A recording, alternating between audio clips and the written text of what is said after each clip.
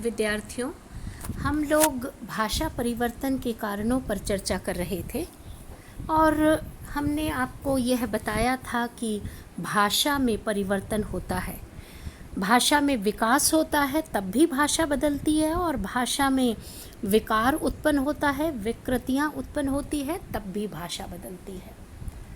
हमने आपको यह भी बताया था कि भाषा 5 रूपों में परिवर्तित होती है: ध्वनि, वाक्य, रूप, अर्थ। इन कारणों से भाषा परिवर्तित होती है। हमने आपको यह बताया था कि भाषा परिवर्तन के मुख्य 2 कारण होते हैं, एक तो आंतरिक कारण और दूसरा बाह्य कारण।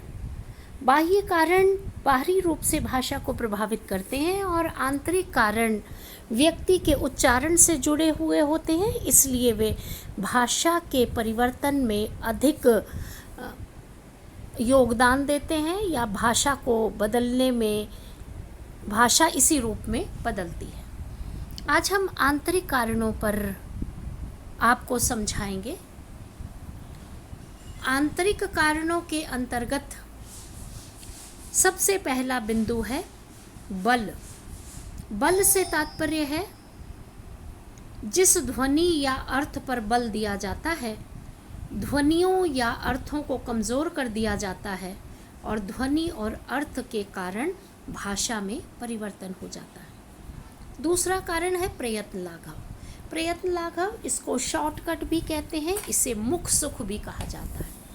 मुख सुख से तात्पर्य कि मनुष्य के मुख को बोलने में जो सुविधाजनक भाषा है उसी का वह प्रयोग करता है।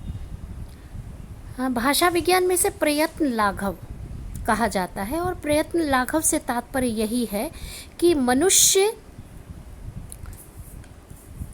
अपने भाषा में कटौती करके प्रयास यह करता है कि वह कम बोले, तो वह जो शब्द प्रचलित हैं उन शब्दों को छोटा बना देता है और अपने मुख की सुविधा के कारण उनमें अंतर कर देता है, तो इसे प्रयत्न लाघव कहा जाता है। प्रयत्न लाघव सरलता के कारण किया जाता है। कभी इसके कारण शब्द छोटा हो जाता है और कभी इसके कारण शब्द बड़ा हो जाता है। जैसे प्रयत्न लाघव का उदाहरण हम समझे, शब्द है कृष्ण। कृष्ण का हम बोलचाल में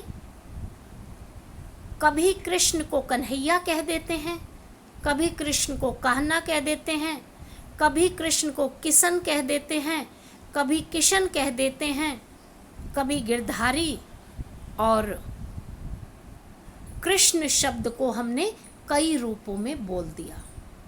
तो यह कई बार प्रयत्न लाघव मुख सुख के कारण हुआ और शब्द कभी छोटा बना और कभी बड़ा बना, तो भाषा में परिवर्तन हो गया। एक और उदाहरण है, शब्द है रेलवे स्टेशन। अंग्रेजी का शब्द है। रेलवे स्टेशन से हमने रेलवे को गायब कर दिया, छोटा कर दिया और अब उसको बना दिया स्टेशन। स्टेशन भी सही रूप से उच्चारित न होने के कारण कभी जो आंचलिक बोलचाल या सामान्य व्यक्ति जो बोलता है वह स्टेशन को टेशन, टेशन, और जो अधिक ग्रामीण व्यक्ति है वह टेशन की जगह टेशन। तो इस प्रकार यह परिवर्तन दिखलाई पड़ता है। जैसे अंग्रेजी का शब्द है डीएम, डिस्ट्रिक्ट मैजिस्ट्रेट। अब डिस्ट्रिक्ट मैजिस्ट्रेट बोलने में भी बड़ा है और व्यक्ति मुख सुख के कारण डिस्ट्रिक्ट हटाकर मैजिस्ट्रेट, और मैजिस्ट्रेट भी सही उच्चारित ना हो करके मजिस्ट्रेट या कलेक्टर साहब यह कर दिया जाता है। जैसे सुपरिटेंडेंट ऑफ पुलिस, तो इसको प्रयत्न लाघव करके मनुष्य व्यक्ति बोलने के कारण एसपी साहब। एक और उदाहरण आप लोगों को समझाऊं विद्यार्थियों। शब्द है मास्टर साहिब। मास्टर साहिब शब्द को तो हमने कई कई तरह से अपने मुख सुख के कारण इसके जो वास्तविक स्वरूप है उसमें परिवर्तन कर दिया।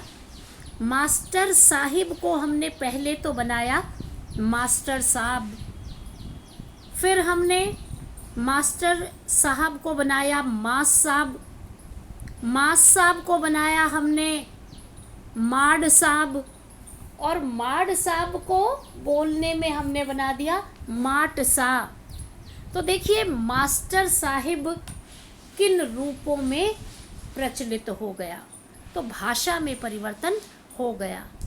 जैसे एक और उदाहरण है, शब्द है पंडित जी। लिखा जाता है शुद्ध रूप से पंडित जी, लेकिन जब हम बोलते हैं तो हम क्या कर देते हैं, हम कहते हैं पंडित जी, तो हम उसका गायब कर देते हैं। तो हम बोल देते हैं सिर्फ पंडित जी, और पंडित जी भी नहीं, पंडित जी, और पंडित जी को भी पंडित। तो इस प्रकार यह शब्द परिवर्तित हो गया। तीसरा उदाहरण है मानसिक स्तर। भाषा को व्यक्ति बोलता है। भाषा व्यक्ति के उच्चारण से अवयव होती है। प्रत्येक व्यक्ति के बोलने का मानसिक स्तर और अलग अलग तरह का होता है।